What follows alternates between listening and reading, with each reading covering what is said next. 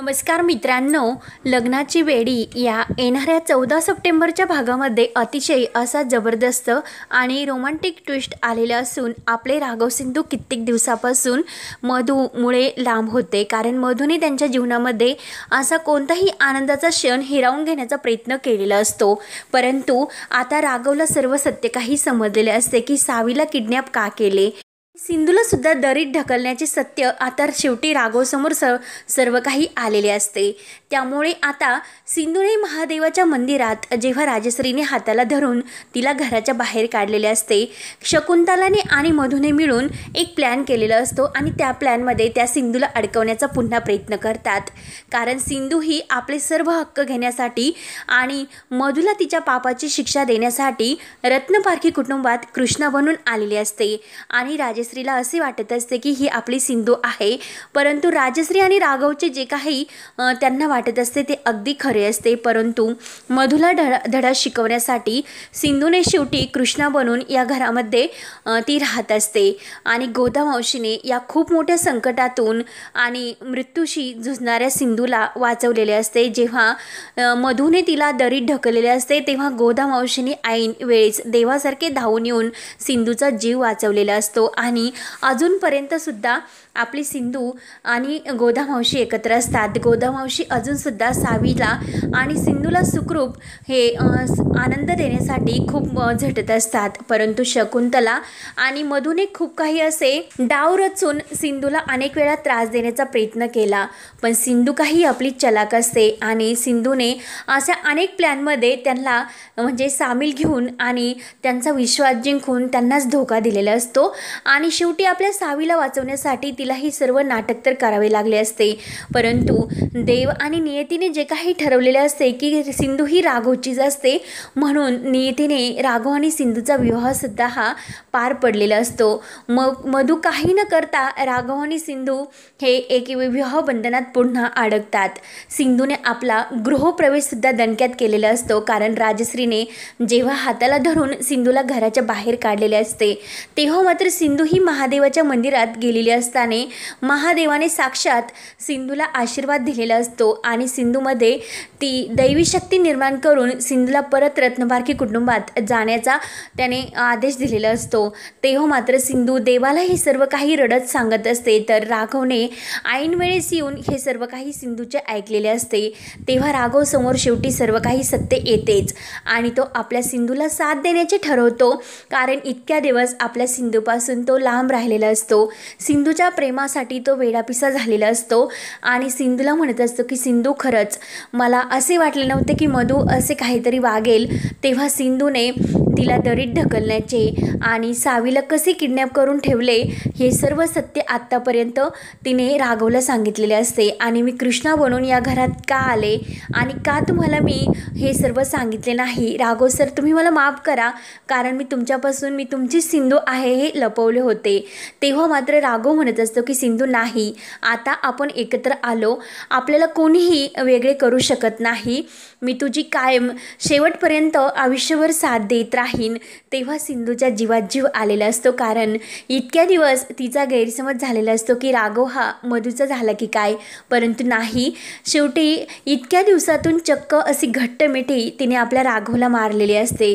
तेव्हा मात्र राघव ह्या सर्व प्लॅनमध्ये सामील असतो आणि आता हे सर्व लग्नबंधनात झालेले सर्व विधी सिंधूने राघवसोबत तर मधूच्या नाकावर टिचून आणि तिला धडा शिकून पार पाडलेले तर असतात, परंतु आता लग्नाची सुहाग रात्रसुद्धा असते आणि सिंधूने जे काही लग्नानंतरची विधी आहे आणि अगदी कुंकवाच्या पाण्यात पाय बुडून ती राघवसोबत रत्नपारख्यांच्या घरात तर प्रवेश करतेच, परंतु राजश्री ही मधूचे ऐकून सिंधूला पुढचे विधी राघवपासून दूर म्हणजे होऊन न देण्यासाठी आटोकाट प्रयत्न करत असते, परंतु सिंधू ही मधूच्या नाकावर टिचून ते सर्व काही अंगठी वगैरे सर्व काही शोधण्याचा कार्यक्रम आहे ते सर्व ती व्यवस्थित पार पडते।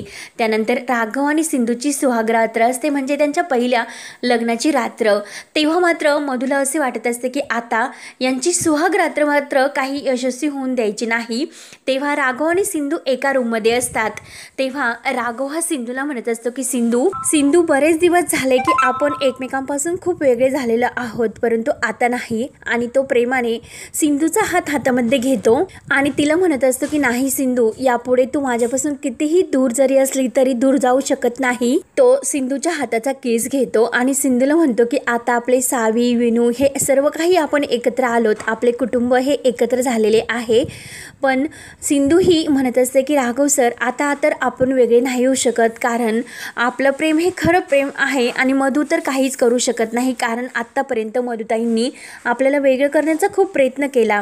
राघव म्हणत असतो की हो सिंधू, आता आपण वेगळे नाही होऊ शकत, मी कधीही तुझी साथ सोडणार नाही। आणि तेवढ्यात मधू दरवाज्यात येते आणि तेवढ्यात मधू आल्यानंतर सिंधूला खूप मोठा शॉक बसतो आणि राघवला सुद्धा। तेव्हा ते दोघे उभे राहतात तर मधू लगेच तिच्या हातामध्ये पाण्याचा तो चंबू असतो आणि चंबू घेऊन सर्व पाणी बेडवर ओतून देते। तेव्हा मधू आणि सिंधू आणि राघवला एकत्र येऊन द्यायचे नसते, म्हणून हे सर्व कारस्थान करते।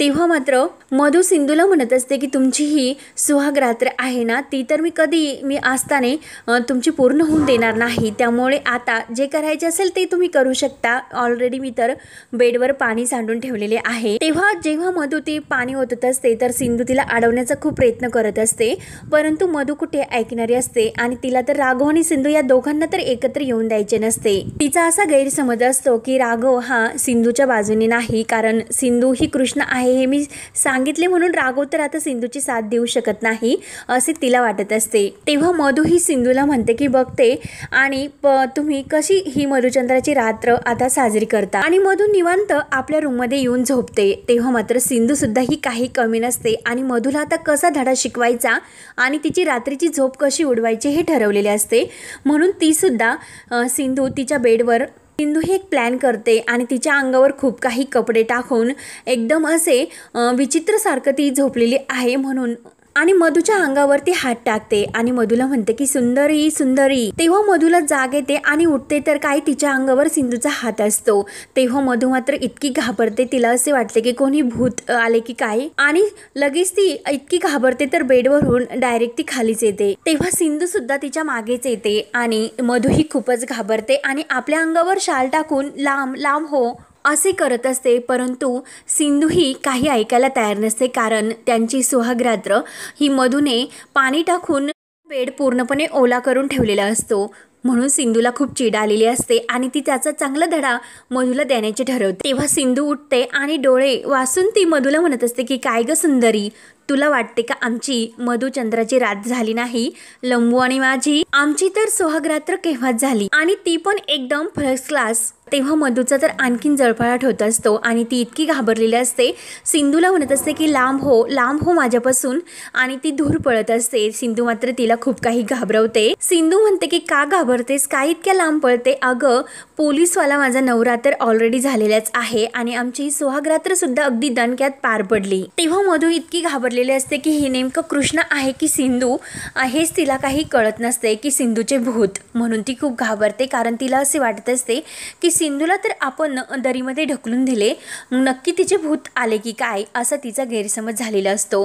परंतु सिंधूने मात्र तिला सुद्धा चांगला धडा शिकवलेला असतो आणि आपली राघवबरोबर दणक्यात सुहाग रात्र तिने साजरी सुद्धा केलेली असते आणि या सर्वांमध्ये राघवची तिला नवऱ्याच्या हक्काने पूर्णपणे साथ असते।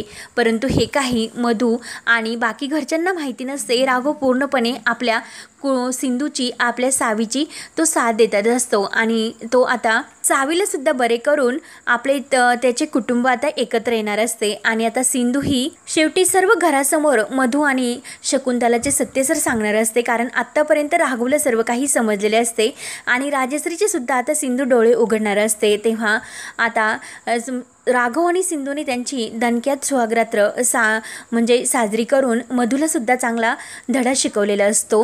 तर आता पुढे येणाऱ्या काही ट्विस्टमध्ये जबरदस्त असे भाग येणार आहेत, त्यामुळे आपले लग्नाची बेडी हे अपडेट्स पाहण्यासाठी आपल्या चॅनलला नक्की सबस्क्राईब करत रहा। धन्यवाद।